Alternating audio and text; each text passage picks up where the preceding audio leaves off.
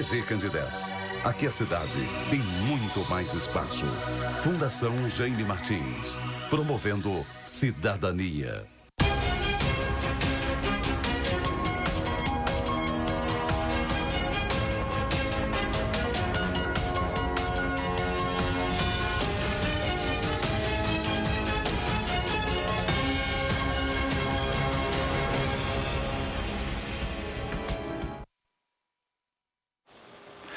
Olá, muito boa noite para você que se encontra na sintonia, acompanhando a programação da TV Candidez. A partir de agora, mais uma edição do programa Giro Máximo, chegando para te fazer companhia, recebendo convidados, grandes profissionais, mais uma vez, trazendo as duas amigas que são conterrâneas, são de Nova Serrana.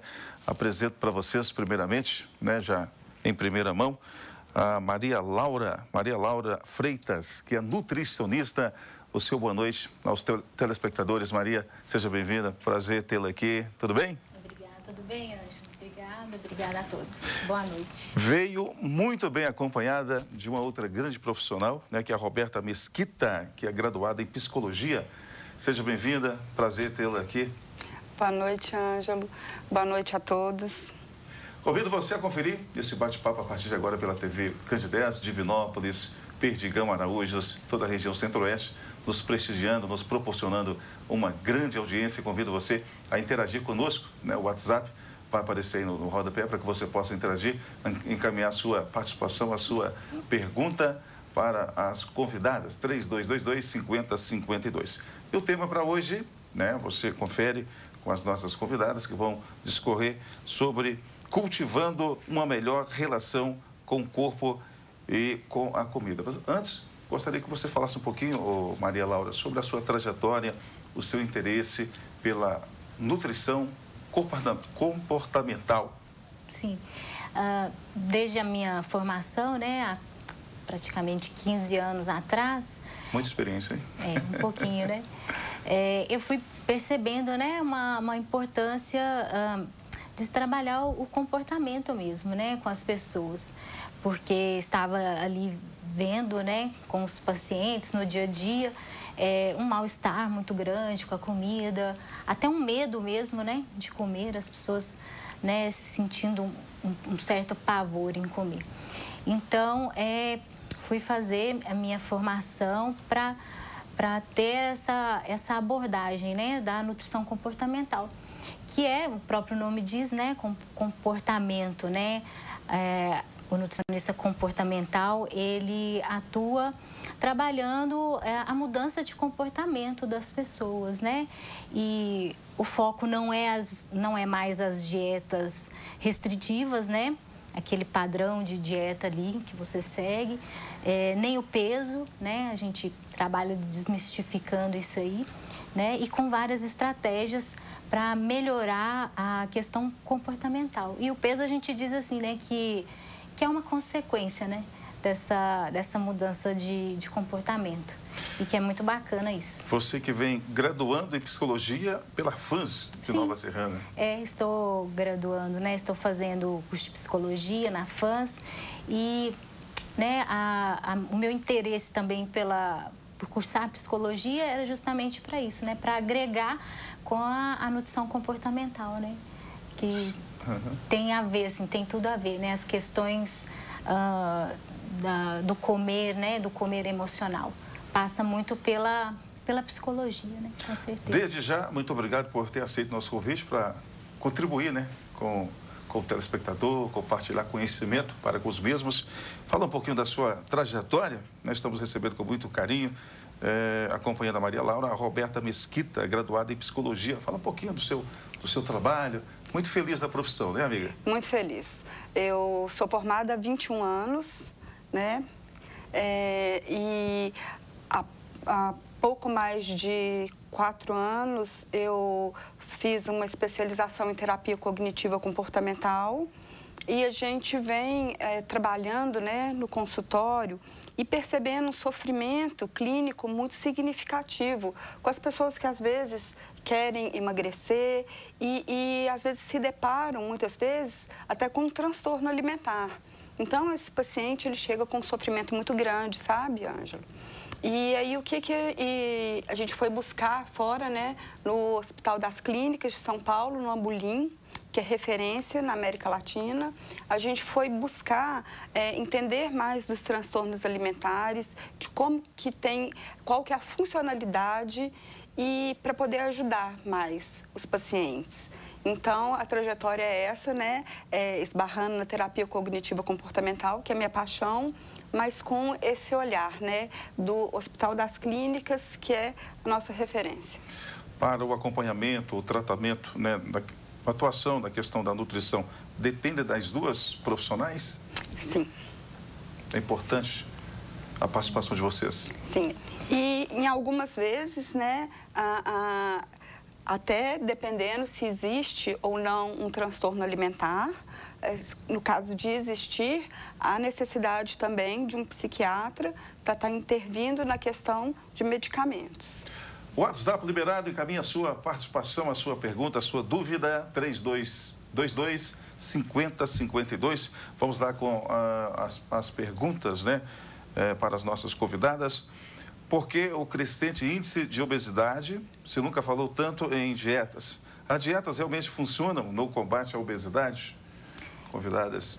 Então, a gente percebe, nunca se falou tanto em saúde, né, em estilo de vida saudável, perda de peso, dietas, né, a cada dia, né, aparece uma nova dieta e há um paradoxo aí, né, porque do outro lado os índices de obesidade, né, só crescem a cada ano no Brasil e no mundo, né, a cada dia, né, os índices estão mais crescentes, além da obesidade, os transtornos alimentares, mas falando na obesidade e a relação da dieta, né, com a obesidade.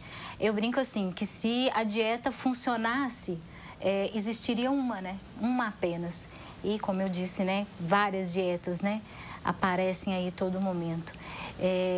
Então, as dietas não funcionam, né, para o combate da obesidade, né. Isso, quer dizer, não sou eu que falo, né, Maria Laura, mas a gente fala embasado, né, em pesquisas, né, científicas que mostram realmente, assim, que as dietas não funcionam realmente para o combate da obesidade. Roberta, sua opinião a respeito dessa questão mencionada pela Laura? Qual seria a sua participação nessa questão aí? Já entraria de vez a psicóloga?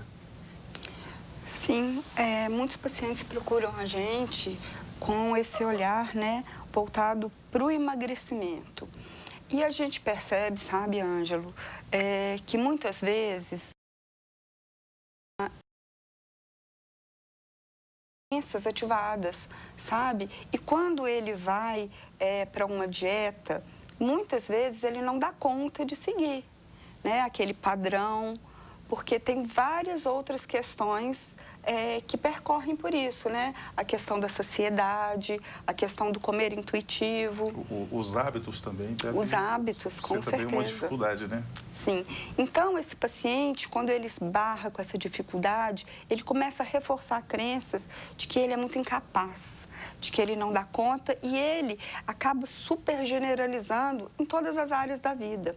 Como ele não dá conta de fazer uma dieta, que, como Maria Laura está falando, né, baseado em pesquisas, muitas vezes essas dietas são falhas, né? Esse paciente super generaliza e ele amplifica para várias áreas da vida. Então, ele se percebe incapaz como pessoa, como profissional, e ele vai ficando com um humor muito recaído, sabe? E é nessa hora que a gente entra com a psicologia para trabalhar as crenças desse paciente. É comum o paciente chegar entusiasmado e com o tempo ir desistindo aos poucos? Com certeza, né? É o que mais ocorre. É o que sempre acontece, né, no início de uma dieta. A gente tem o ciclo, né, das dietas, né? Que é a dieta, a perda de controle, a compulsão, né, a culpa, né, por não estar conseguindo manter. Porque eu falo assim, a dieta ela funciona enquanto a pessoa está fazendo ali, está seguindo. Ela vai ter uma perda mesmo de peso, porque restringe, né, uma quantidade importante ali da alimentação. Mas a gente não consegue, né, manter aquilo ali. A dieta não é sustentável, né? Então, chega um ponto que a pessoa se sente incapaz, frustrada e ela acaba achando que ela mesma, né, que ela é incapaz, né? Que ela que não conseguiu, é uma fracassada, né? As pessoas usam esse termo assim no consultório. Ah, eu não consegui, eu não tenho força de vontade, não tenho foco, né? Mas não, o problema é a dieta, é esse ciclo, né, vicioso das dietas. Por que é tão importante estar dentro do peso? Sim, é muito bacana a gente entender essa questão de estar acima do peso ou dentro de um padrão de beleza. Estar dentro do peso tem um significado de status, né? Se a gente for analisar toda a história, a gente vai verificar isso, não é? Não é sempre que o modelo ideal são as pessoas magras e musculosas com a barriga chapada, né? Como é nos dias de hoje. Se a gente for passar pela história aí, desde a época de 1920, quando as mulheres começaram a entrar no mercado de trabalho, né?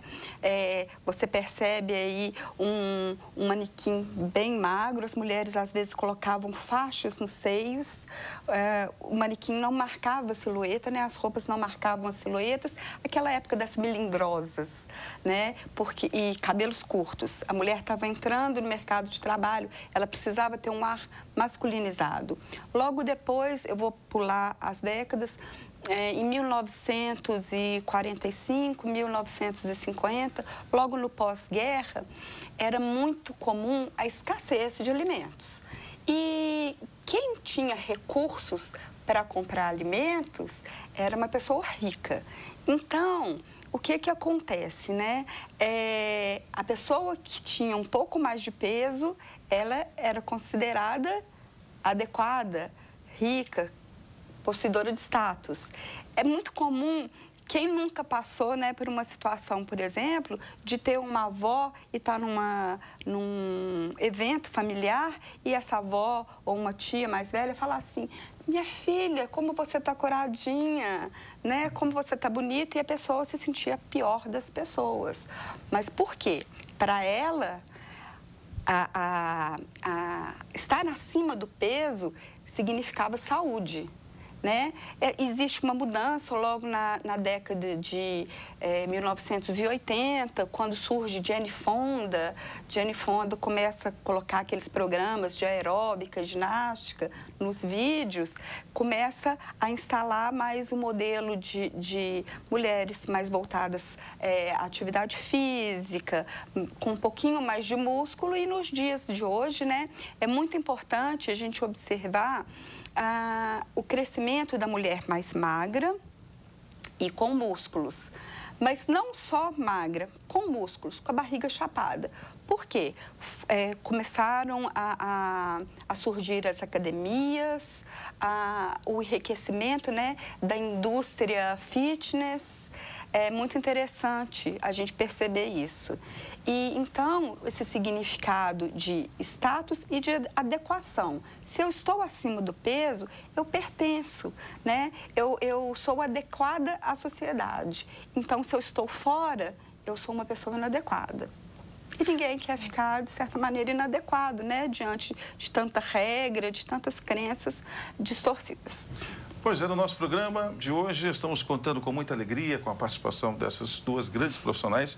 A Maria Laura, eu sei que é de Nova Serrana. E você, o Roberto? Eu sou de BH. É de BH, né? É, eu moro... em Nova Serrana? Atendo em Nova Serrana. Juntamente com a Maria Laura, não? Não, a gente tem consultórios distintos, mas a gente tem uma parceria. Ah, que maravilha. A Maria Laura é de uma família muito tradicional em Nova Serrana, muito conhecida, né? Isso. Muito querida, né, Maria Laura? Eu vou falar aqui mais participações, aqui mais questionamentos. Quais os prejuízos de uma dieta restritiva? Então, além, né, desse ganho de peso, né, esse pós-dieta, o retorno do peso, as estatísticas mostram pra gente que 95% das pessoas que seguem uma dieta restritiva, somente 5% conseguem manter. Agora você imagina, né? Somente 5%, né? Então, além da questão da obesidade, né? Falando dos prejuízos, a gente sabe que as dietas restritivas são um gatilho para o desenvolvimento dos transtornos alimentares, né? Como anorexia, bulimia, transtorno da compulsão alimentar. Então, a gente sabe que as pessoas que têm o transtorno alimentar, elas iniciaram aquele transtorno a partir de uma dieta restritiva, né? Além de outros prejuízos, né? Mentais, emocionais, né? Psicológicos, e questão do metabolismo também, uma diminuição, né, da taxa metabólica basal e com isso, né, o ganho de peso, né? Tenho certeza que o pessoal de casa está tirando proveito, estão atentos aí a essas informações importantes, né, que trazidas aí pelas nossas convidadas. Temos mais participações aqui do telespectador. Como manter a autoestima mesmo não estando dentro dos padrões? Quem responde? Eu respondo. Então, é muito interessante. Isso é possível? É possível, com certeza. E a gente tem inúmeros exemplos hoje em dia, né? Então, eu como terapeuta cognitiva, eu gosto de usar muito o termo depende de qual a lente você está usando para se ver, né? A gente tem uma ideia que a autoestima, ela é baseada só na nossa autoimagem, né? Naquilo que nós vemos no espelho. Sendo que, na verdade, sabe, Ângelo, a autoestima, ela é um conjunto da autoimagem e do autoconceito, que é aquilo que eu acredito de mim mesma, a maneira como eu me vejo. Quando eu falo de lentes distorcidas, né, é como se ao estar acima do peso, eu aplicasse uma lentezinha que eu não sou adequada ou não sou capaz, né, aquilo que a gente estava falando. E muitas vezes tem pensamentos também que eu não sou digna do amor do outro. Se eu emagrecer, o outro vai gostar de mim, né? Então, é muito importante a gente questionar essas lentes distorcidas, se elas são reais, né? É o que a gente chama de desafiar esse pensamento. Será que eu só sou adequada se eu visto um manequim 36 ou 38? Em que outras áreas da vida eu sou adequada ou sou capaz? Às vezes eu sou uma excelente profissional, né? Super capaz, ou sou uma ótima filha, uma ótima mãe, uma ótima esposa. Eu tenho um trabalho na sociedade que é super enriquecedor, e aí talvez eu não me sinto capaz, adequada ou digna de amor por não vestir um manequim 38. Então, eu tentar buscar outros momentos que eu tenho esse valor, tá? E não buscar só num manequim. A gente pode pensar também em não ter uma visão, né, com tanto julgamento nosso, uma postura mais autocompassiva, sabe? A gente tem uma tendência muito grande a julgar o outro o tempo todo. Fulana, ela engordou, nossa, mas pobrezinha, né? Ou sempre reparar no outro. E a gente não busca realmente quem é esse outro. Ângelo, e o que a gente mais faz, né, Roberto, o tempo todo é o julgamento, né? Sim. Com nós mesmos e com o outro, né? É muito comum, né? É muito comum. Então, ter uma visão muito neutra diante do outro e diante de mim mesma, né? Sem tanto julgamento, que esse julgamento, ele é muito causador de sofrimento mental. Temos aqui mais perguntas, partindo do telespectador. Vocês vão responder após o nosso intervalo comercial. O que vocês têm a dizer sobre a influência das redes sociais quando o assunto é comida e corpo? Boa pergunta, né? Bom questionamento. Daqui a pouco a gente retorna com o programa Giro Máximo, aqui pela TV Candidez.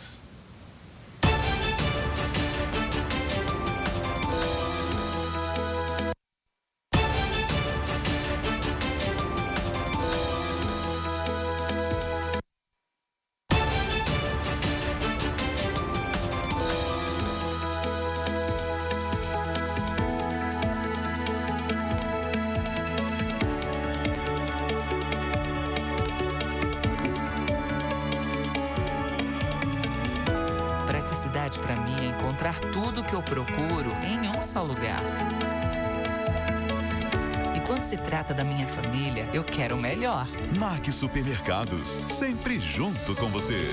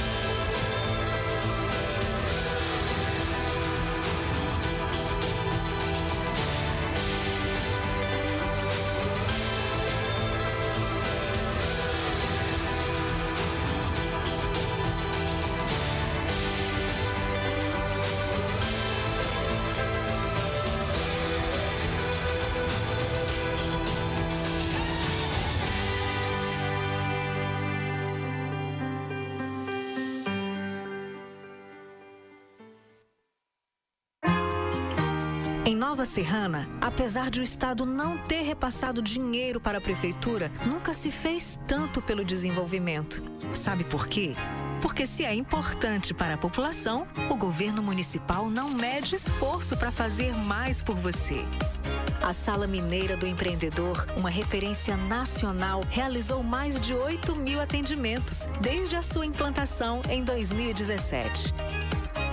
Nova Serrana é a 4ª cidade em resolutividade no estado. Mais eficiência na abertura de empresas. Nova Serrana, a cidade que mais cresce em Minas Gerais. A prefeitura faz pra você muito mais. Governo Municipal de Nova Serrana. A gente faz mais por você. Reduza em até 95% sua conta de energia. A VIP Energia Solar oferece uma linha completa de serviços. Usina solar, condomínio solar e locação de usinas solares. Atendendo a demanda do setor empresarial, industrial, rural e residencial. VIP Energia Solar. Gerando energia. Economia para você e seu negócio. Acesse vipenergiasolar.com.br.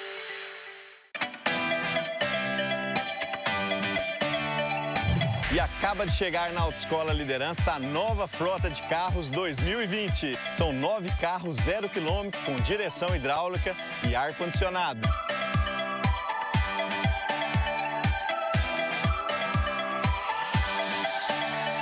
A maior frota de carros 0 km você só encontra aqui na Autoescola Liderança. Vem pra melhor!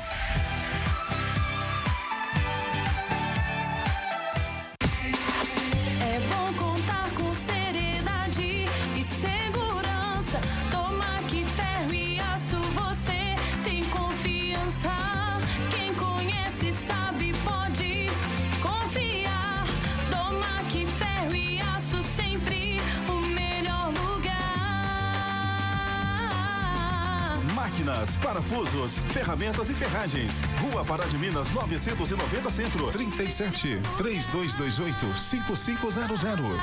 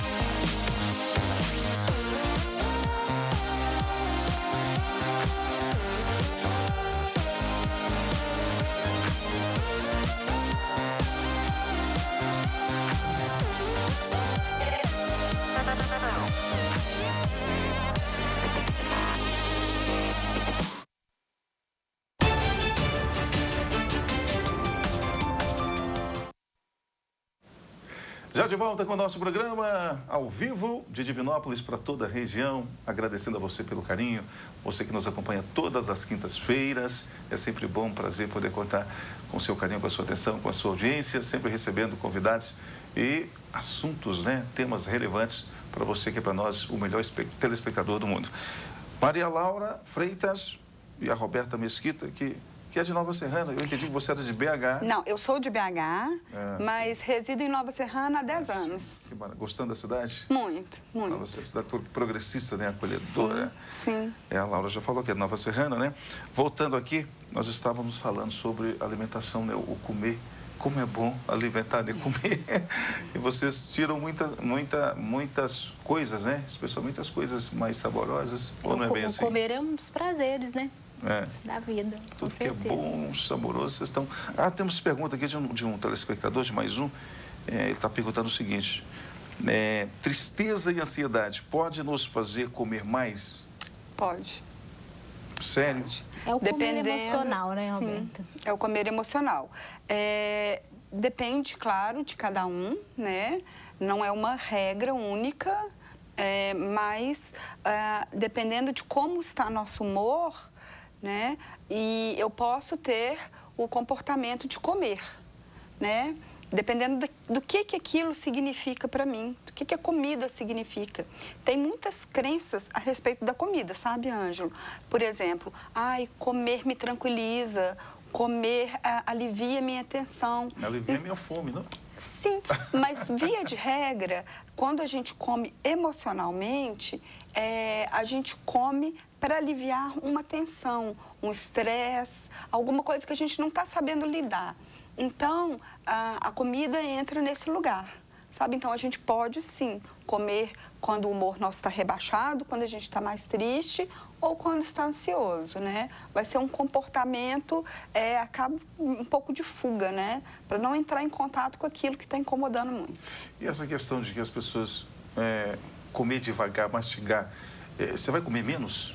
A pessoa que mastiga, tem educação no mastigar, nessa questão, ele tende a comer menos? É um processo. Consumir menos comida? É um processo. E o nutricionista comportamental, ele vai trabalhar, né, o paciente para identificar esse comer emocional, né? É uma fome física, uma fome do estômago. Tem gente que come muito, né?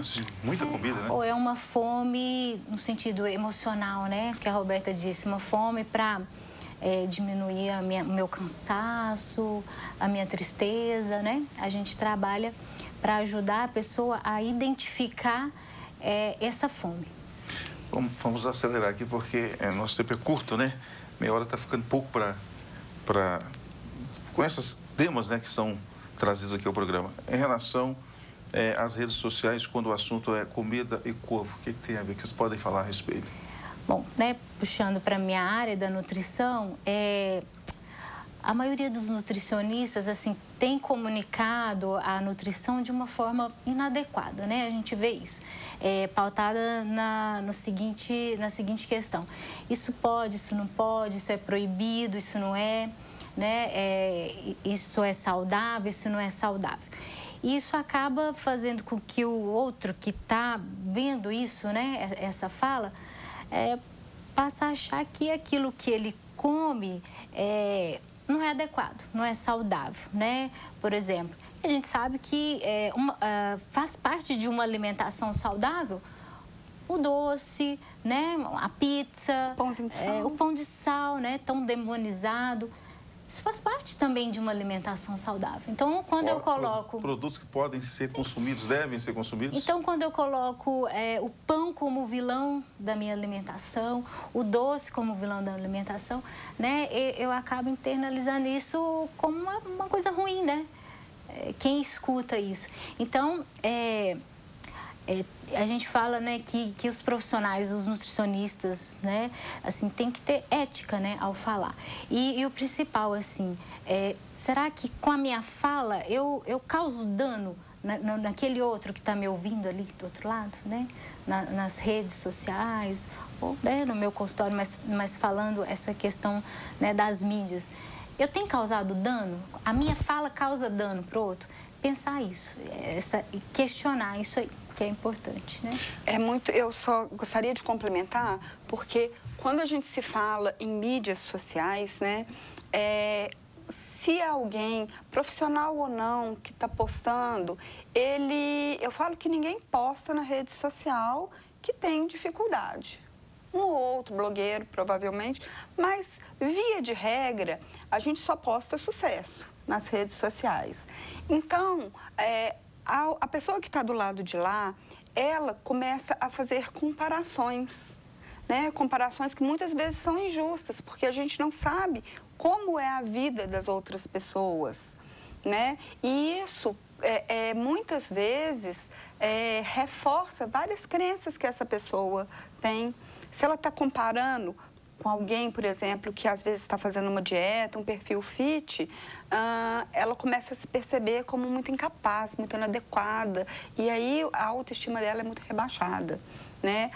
Tem um recurso que a gente usa no tratamento dos pacientes, né, principalmente com transtorno alimentar, que é o que a gente chama de unfollow terapêutico, que a gente sugere ao paciente com que pare de seguir os perfis que façam com que a pessoa se sinta diminuída, se sinta menos, tá? Então, é um recurso muito importante.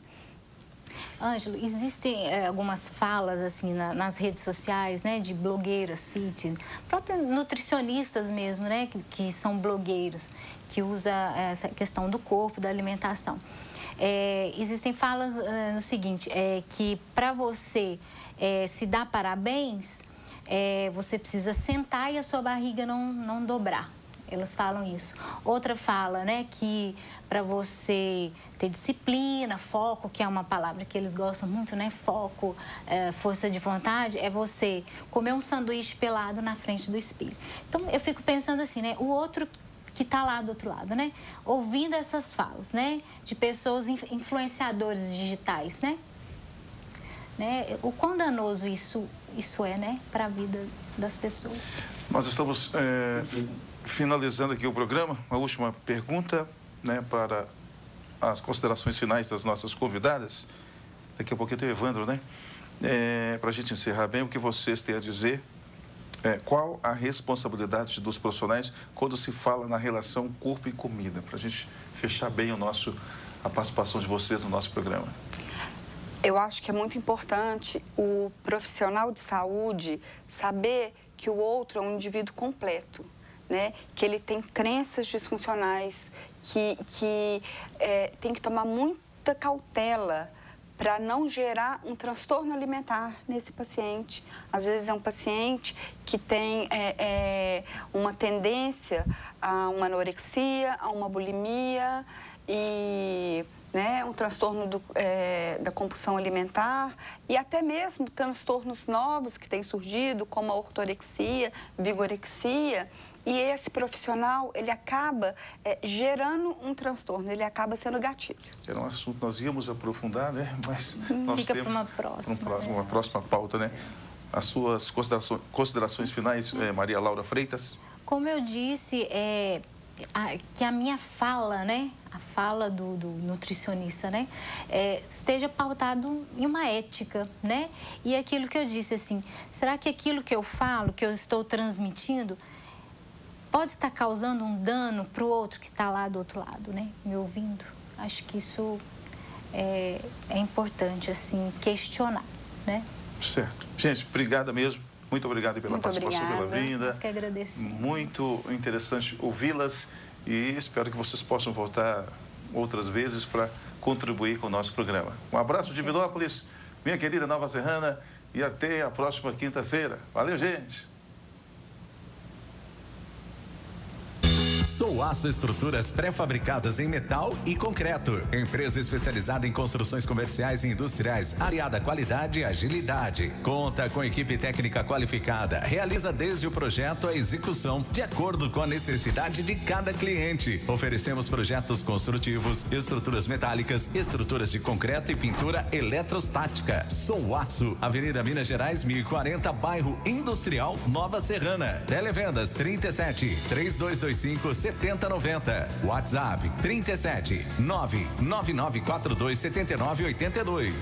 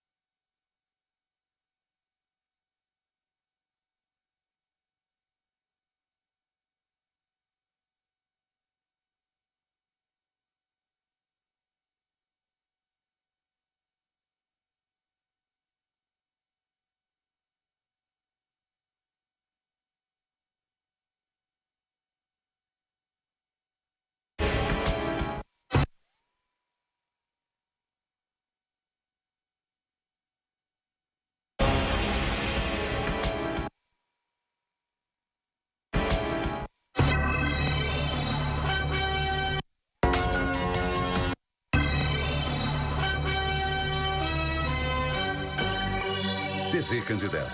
Aqui a cidade tem muito mais espaço. Fundação Jaime Martins, promovendo cidadania.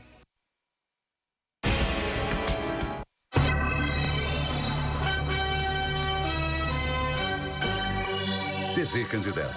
Aqui a cidade tem muito mais espaço. Fundação Jaime Martins, promovendo cidadania.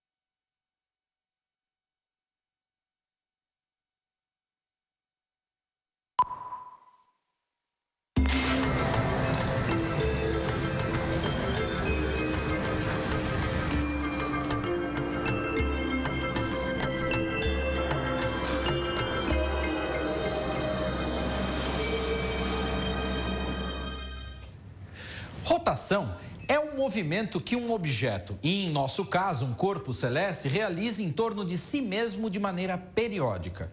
Revolução ou translação é um movimento